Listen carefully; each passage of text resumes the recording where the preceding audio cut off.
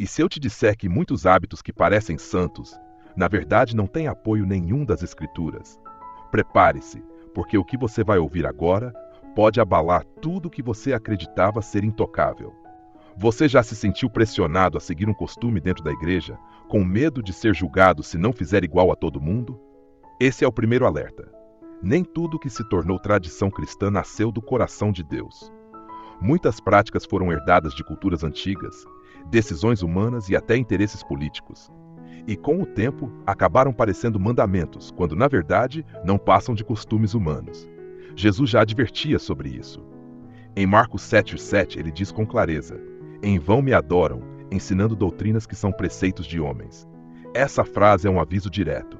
Significa que podemos estar cantando, aplaudindo ou agindo com boa intenção, mas fora da vontade do Pai, porque seguimos pessoas em vez da palavra. Um exemplo clássico é a obrigação de determinados jeitos de se vestir, cores específicas de roupas ou gestos fixos durante o culto, como se o Espírito Santo dependesse de um ritual para agir. Em Gálatas 5:1, Paulo reforça: "Para a liberdade foi que Cristo nos libertou. Permanecei, pois, firmes e não vos submetais de novo a jugo de escravidão." Ou seja, a fé em Jesus não é uma coleira de costumes, é uma transformação do coração. Esses hábitos, quando não têm base bíblica, acabam criando dois problemas: o orgulho espiritual, eu sou mais santo porque sigo essa prática, e a culpa, eu nunca consigo ser igual aos outros. Ambos afastam do verdadeiro evangelho.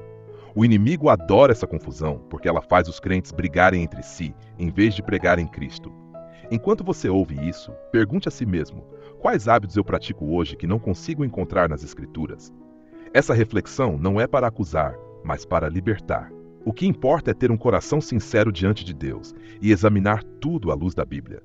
1 Tessalonicenses 5:21 diz: "Examinai tudo, retende o bem." Isso é só o começo. Ainda temos costumes muito mais chocantes para revelar, alguns tão populares que você provavelmente já praticou sem saber. Continue comigo até o final, porque o último da lista vai surpreender você e pode mudar seu modo de viver a fé. Se esse vídeo já está mexendo com você, não espere o fim. Deixe seu like agora mesmo, se inscreva no canal para não perder nada e ative o sininho. Essa atitude fortalece este trabalho e faz essa mensagem chegar a mais pessoas. E se esse vídeo tocar o seu coração, escreva nos comentários: "Senhor, abra meus olhos para a sua verdade", ou compartilhe o que o Espírito Santo falar com você. Sua experiência pode impactar outros irmãos. O que você faria nessa situação? Imagine que você entra numa igreja nova, sente a presença de Deus, mas de repente alguém te diz: "Aqui nós só oramos em determinada posição", ou "aqui só se canta de um jeito, senão Deus não aceita." Isso parece exagero? Pois é exatamente o que tem acontecido em muitos lugares. Costumes viram regras e regras viram peso, mas Jesus não chamou ninguém para carregar pesos humanos. Mateus 23:4 descreve isso com força: "Atam fardos pesados e difíceis de suportar e os põem sobre os ombros dos homens. Entretanto, eles mesmos nem com o dedo querem movê-los." Essa é a essência do farisaísmo: transformar tradição em mandamento. Quando isso acontece, o culto deixa de ser espontâneo e sincero e passa a ser um teatro para agradar pessoas. Outro costume comum e não bíblico é a prática de comprar bênçãos com ofertas específicas ou objetos ungidos. Muitos cristãos acabam acreditando que, se não adquirirem aquele item ou não participarem daquela corrente, Deus não vai agir. Isso distorce completamente a graça. Em Atos 8:20, Pedro fala a Simão: "O teu dinheiro seja contigo para a perdição, pois julgaste adquirir por meio dele o dom de Deus." O dom de Deus não se compra. Esse tipo de hábito coloca a confiança em rituais e não na cruz. É o mesmo erro dos Gálatas, quando Paulo escreve em Gálatas 3:1: "Quem vos fascinou para não obedecerdes à verdade?" A fascinação por símbolos, objetos ou métodos secretos desvia o coração do essencial: arrependimento, fé e obediência ao Evangelho. Enquanto você assiste, pense: quantas vezes você já sentiu medo de não receber algo de Deus porque não cumpriu um costume criado por homens? Isso não vem de Deus. Isso é manipulação espiritual. O verdadeiro cristianismo é relacionamento, não comércio. E há mais. Costumes assim alimentam divisões dentro do corpo de Cristo, criam barreiras para os novos convertidos e colocam um véu de medo em cima do amor de Deus. Se até agora você achou esses dois exemplos fortes, prepare-se, porque os próximos são ainda mais surpreendentes e vão mexer com aquilo que você talvez pratique sem questionar. Você já entrou num ambiente cristão e sentiu mais medo do que paz? Muitos hábitos, repetidos ao longo de anos, acabam criando uma atmosfera de pavor, como se Deus estivesse pronto para castigar qualquer deslize. Mas a palavra diz outra coisa. Em 1 João 18 está escrito: no amor não há medo, antes o perfeito amor lança fora o medo.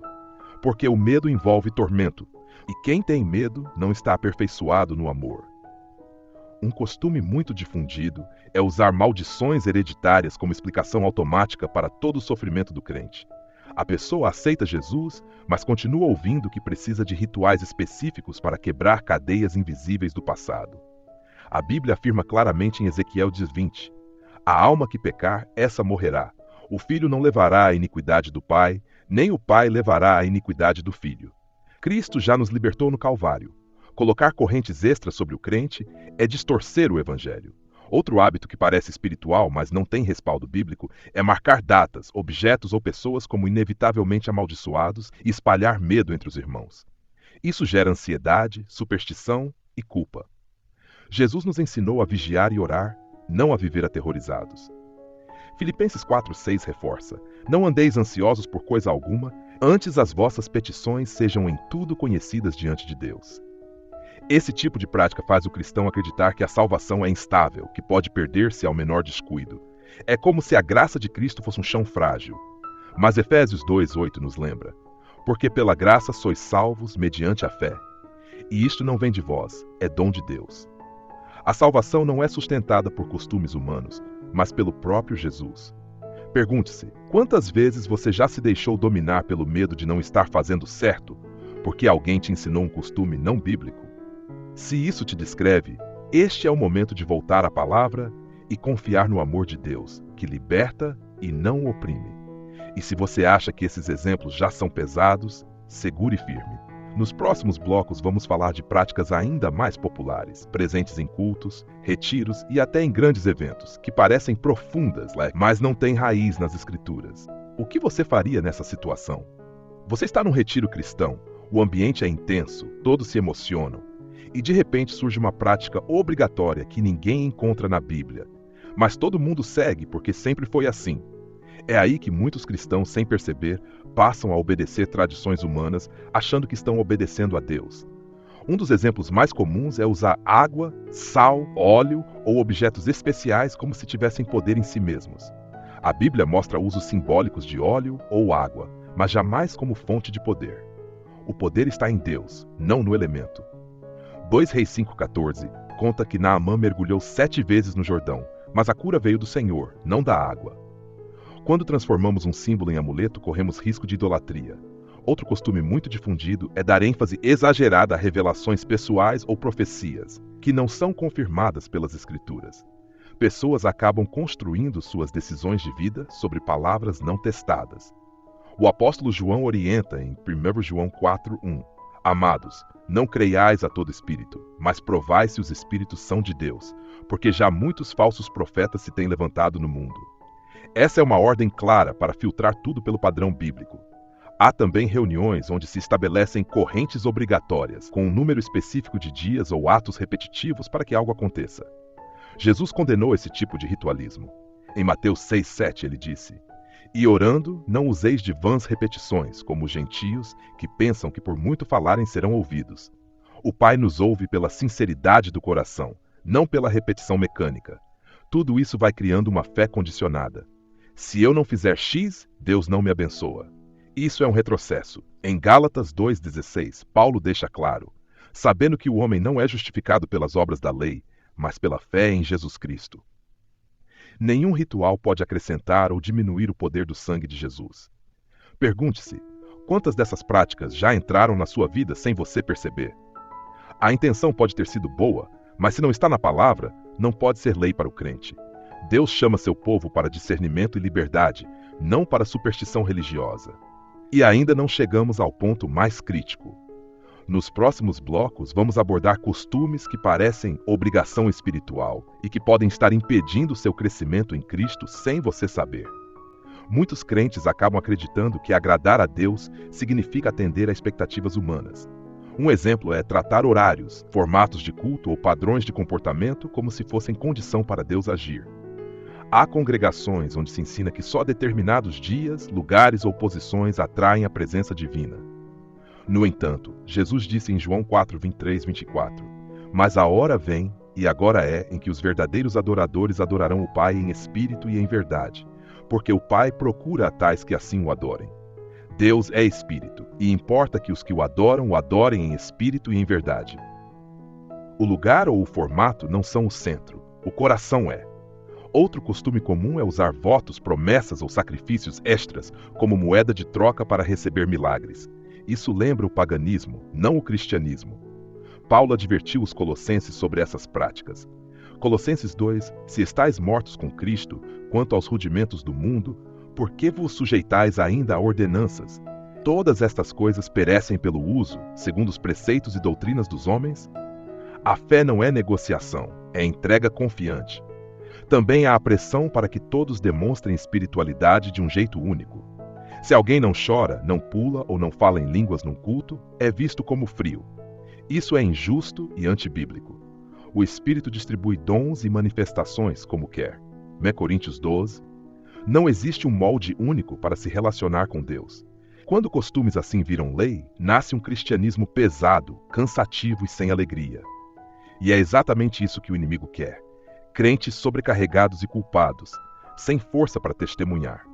Mas Jesus declarou em Mateus 11, 28: "Vinde a mim todos os que estáis cansados e oprimidos, e eu vos aliviarei." Ele oferece descanso, não mais fardos. Pergunte-se agora, quantas dessas exigências você tem carregado que não estão na Bíblia? Reconhecer isso não é rebeldia, é obedecer a Cristo e colocar sua palavra acima das tradições humanas. Depois de tudo que você ouviu, percebe que muitos costumes podem estar roubando a alegria da sua fé. Você continuaria seguindo esses hábitos sem questionar ou abriria a Bíblia para ver se realmente vem de Deus? Este é o momento de decisão. A Escritura nunca deixou dúvidas sobre como medir tudo. Atos 17:11 diz que os bereanos examinavam cada dia nas Escrituras se estas coisas eram assim. Essa deve ser nossa postura. Não é rebeldia questionar costumes, é amor à verdade. Se um hábito não está na Bíblia, ele não pode ser imposto como condição para sua salvação, sua bênção ou sua santidade. Efésios 2:8 já nos lembrou: a salvação é pela graça, mediante a fé. Tudo mais é consequência do relacionamento com Cristo, não moeda de troca. Quando você decide viver pela palavra, algo poderoso acontece. O medo vai embora, a culpa se dissolve e nasce uma fé mais forte, centrada em Jesus. Você passa a discernir quando alguém tenta te manipular ou vender algo como ato espiritual sem base bíblica. Em 2 Timóteo 3,16 está escrito: "Toda a Escritura é inspirada por Deus e útil para o ensino, para a repreensão, para a correção e para a instrução na justiça." É nela que encontramos direção segura. Por isso, se esse vídeo tocou seu coração, escreva nos comentários: "Senhor, eu escolho viver pela sua palavra e não por costumes humanos." Ou compartilhe seu testemunho. Seu comentário pode despertar outros irmãos e fortalecer pessoas que hoje estão presas a tradições. E não se esqueça, curta agora este vídeo, inscreva-se no canal e ative o sininho. Assim você nos ajuda a continuar fazendo mensagens bíblicas profundas e libertadoras. Compartilhe também com alguém que precisa ouvir essa verdade. Quer ir mais fundo? Depois deste vídeo, assista ao outro que está aqui no canal sobre hábitos que entristecem o Espírito Santo. Ele vai abrir ainda mais seus olhos para práticas comuns que bloqueiam sua vida espiritual. Que a paz de Cristo esteja com você. Permaneça firme na palavra, livre do medo e cheio do amor de Deus. Até o próximo vídeo.